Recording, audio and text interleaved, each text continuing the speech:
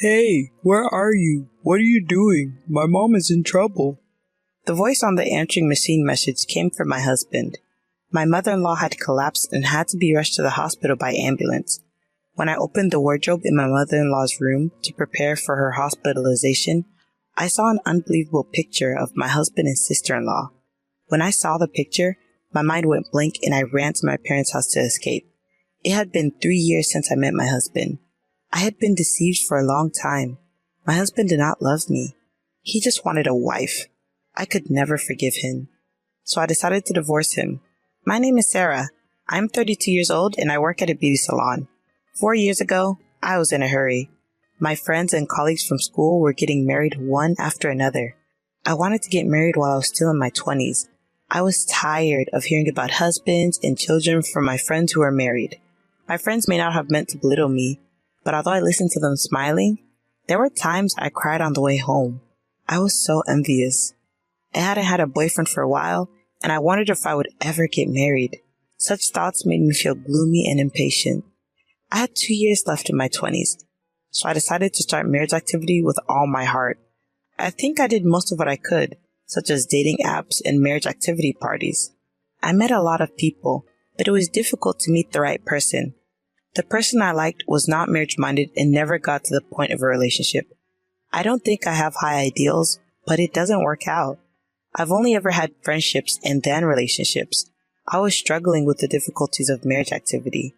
In the meantime, my friends were getting married one after another, so I decided to register with the marriage agency. It was expensive, but I thought that there would only be people I really wanted to marry there. That's when I met my husband, Ken. He was 5 years older than me and a refreshingly handsome man working for a prestigious company. It was a wonder that he wasn't married, and from the moment I saw his profile, I knew he was the only man for me. I signed up because I wanted to get married as soon as possible. That's what my husband said on the day we first met. Me too. Nice to meet you. I thought he was a refreshing person, just like his profile, polite and nice in the way he talked to me. I appealed to him like never before. I told him that I didn't have much education or work experience, but that I liked doing housework. I'm too busy with my work to take care of the house, so I want to marry someone like Sarah, he said with a smile. I was flattered and so happy. Finally. I actually live alone with my mother. She has a chronic disease, so I can't leave her alone. If we were to get married, I think I would ask her to live with me. I hope you'll consider that as well, he explained politely. I was a little surprised, but I felt that he was sincere in telling me in advance, rather than suddenly telling me after we get married. In my work, I've often dealt with female customers of all ages, so I'm used to dealing with older women. I'm rather good at it. I didn't know what kind of person my future mother-in-law was, but as long as she would meet me, I thought living with her would not be a problem. More importantly, I wanted to get to know Ken better. He seemed to like me, and we were able to go on a few dates. The more I met him, the more I thought he was a gentleman and a nice person. I was also able to sit in one dinner and meet his mom. His mom was petite and very pretty. Sarah, you're a lovely lady, and you're too good for Ken.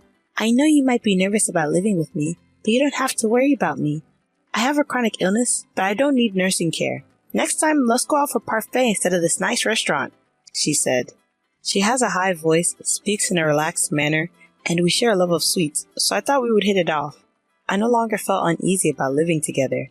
Ken said that he wanted to get married right away, and we started dating on the premise of marriage. Ken was a busy man, constantly working, but he made time for me.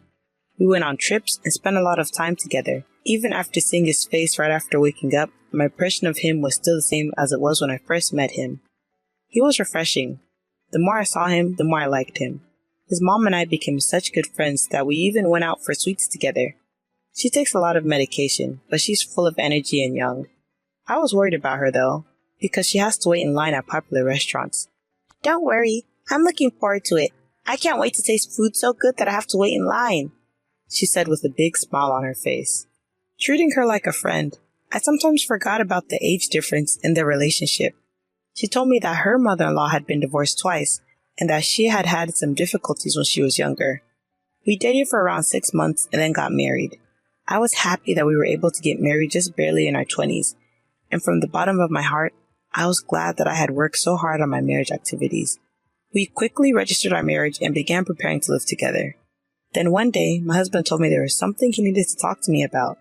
I wondered what was going on and had a bit of a bad feeling about it. I never told you this before, but I have a sister, Hannah, who is not related to me by blood. At first, I didn't quite understand what he meant. Hannah was my husband's stepfather's daughter. My mother-in-law and father-in-law divorced 5 years ago. My father-in-law is dead and Hannah has no family. My mother-in-law and Hannah don't get along well, so she never comes to my in-laws' house. But my husband says he's worried about my sister-in-law, who has no family and keeps in touch with her. I'd like to invite her to the wedding, but my mom hates her and is against it. But she means a lot to me, and I want to introduce her to you at least once, he said. I was worried about what kind of a person my mother-in-law, who was so kind to me, would hate. But I could see how much my husband cared about his family, so I decided to meet her. Nice to meet you, Sarah. I'm Hannah. She was a very beautiful and flamboyant-looking person. She said she worked at a bar. I couldn't believe that my mother-in-law disliked her. She was not at all unpleasant and cheerfully made the occasion more enjoyable.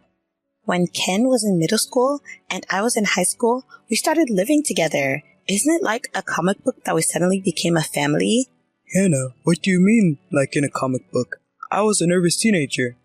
Hannah told me stories about the days she lived with Ken, and Ken would make fast-paced quips about her stories.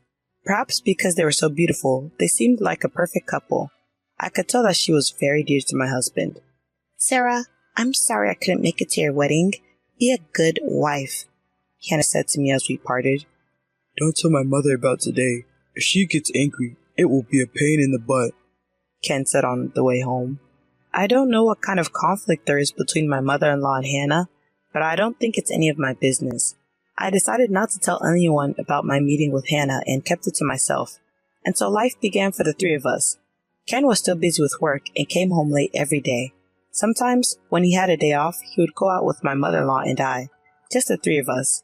I was also working, so I did the housework in cooperation with my mother-in-law, and sometimes we went out to eat sweets or see a movie together. By all accounts, we were a happy family. I was a little worried about my mother-in-law because sometimes when she wasn't feeling well, she would sleep all day. I tried to keep in touch with her frequently while I was at work. The only thing that bothered me when we started living together was that Ken was always looking at his phone. He's almost always on his phone doing something, except when he comes home and is eating. He seems to bring his phone into the bath as well. At first, I didn't mind because I thought maybe he was addicted to playing games, but it was so much that I began to worry about it. One time, he called me to say he was heading out, and I called him back because I wanted him to get me something at the convenience store, but his phone was engaged the whole time. I couldn't get through to him on the phone, and then he came back. Ken, I've been calling you all day, I said. Sorry, I got a call from the company, he said. We had just gotten married, and I didn't think it was possible that he was cheating on me, but I couldn't help but be curious. My mother-in-law didn't seem to be bothered by it, as if it was a normal occurrence. One day, I felt bad, but I glanced at the screen of his phone and saw that he was texting someone. It seemed that they talked often. One night, Ken came home late, and I wondered who he was talking to in the middle of the night. Hey, who do you always talk with in the middle of the night? I asked, pretending to be silly, after my mother-in-law went to bed. Ken seemed unbothered by my question. It's my sister. Did you suspect me of cheating on you? Ho ho ho. Don't worry. He laughed. I laughed along with him and thought I had lost it by worrying too much. From then on, I didn't care how much he was on his phone. But he was always busy with work and didn't have much time to spend with me. And I was a little uncomfortable with him spending nearly all his free time with Hannah. 2 years later, life with the three of us was going well. My mother-in-law and I would always visit the sweet store whenever it opened. Today's pancakes might be the best pancakes of all time. I was thinking the same thing. I can't wait to try them with you. If a stranger saw us, they wouldn't think we were mother and daughter. I never once felt self-conscious about the fact that we lived together, and I loved my mother-in-law. Ken is still busy with work and comes home late. He's on his phone all the time. I was used to it by now, and I didn't say anything. I'm not asking him to do the housework, but I did accumulate small complaints that if he had time to contact Hannah, he could at least put the socks he took off in the laundry. However, when Ken had time off, he made time for our family, and he never forgot to celebrate our wedding anniversary or my birthday. Although there were small complaints, we were still a happy family. Then one day, my mother-in-law was sick and spent the day in bed. I was worried and went to check on her several times. She seemed to sleep quietly during the day, but in the evening, "Sarah, I'm in pain," she complained. She was breathing hard. I called an ambulance in a hurry. The ambulance arrived immediately and I rode in it to the hospital. I was relieved when I found out that she wasn't in critical condition. I called Ken to let him know that she was going to be hospitalized for a while. He left work early to go to the hospital, and I decided to go home and pack to stay with my mother-in-law in the hospital for a few days. Upon returning home, I opened the wardrobe in my mother-in-law's room to prepare her insurance card and personal seal. My mother-in-law said they were in the top drawer, but I couldn't find them, so I opened the bottom drawer. Then I found a small box in there. I opened the box thinking it might contain an insurance card and found a large number of photographs in it. I was so shocked when I saw them that I went to the bathroom and threw up. There were pictures of Ken and Hannah in it. It wasn't a picture of them as brother and sister. It was a picture of them as lovers. They were holding hands and kissing each other, and I felt sick just looking at a few of the pictures, so I closed the box. It was painful to think about the fact that he had been in close contact with Hannah up until this point. My mind went blank, and the next thing I knew, I was running to my parents' house with that box in my arms. At my parents' house was my mother, who was surprised to see me. When my mother saw what was in the box, she hugged me. After crying for a while, she saw that I had calmed down. "These pictures of Ken and another woman. Is he cheating?" she asked me. My mother was surprised when I told her that it was Hannah and that it was in the wardrobe in my mother-in-law's room. I hadn't even told my mother that I had a sister-in-law. "I can't live with him anymore," I said to my mother. She said, "Of course you can't live with him. I can't allow it." My mother was also angry. When I looked at my phone, I found a lot of incoming calls from Ken and a voicemail message that said, "Hey, where are you? What are you doing when your mother is in trouble?" The message was an angry one. I thought, I'm the one who should be angry. I turned off my phone that day because talking about it would remind me of the pictures and make me sick. The next day, out of the goodness of my heart, I contacted him. "There's something I need to talk to you about this evening. I'll be there with my mother, so please call Hannah," I told him. Thank goodness. She's alive. I wondered what you were going to say when my mother was in trouble. He started blabbing on and on. "Please do. I'll see you at night." I hung up the phone. As soon as I hung up the phone, I went to my mother-in-law's hospital room. "Sarah!" My mother-in-law looked at me happily and called my name. "I'm sorry you're not feeling well, mother-in-law, but I wanted to hear the truth." I opened the box I found in my mother-in-law's wardrobe and showed it to her. Then my mother-in-law began to shed tears. "Sarah, I am so sorry, Ken. He has an older sister. She's the stepdaughter of my ex-husband, and 5 years ago, she told me that they were lovers. Even though they're not related, they're both my children. I told them I couldn't allow that to happen. Hannah got angry and left the house, and I never saw her again. I should have told you. But they're old photos, don't worry.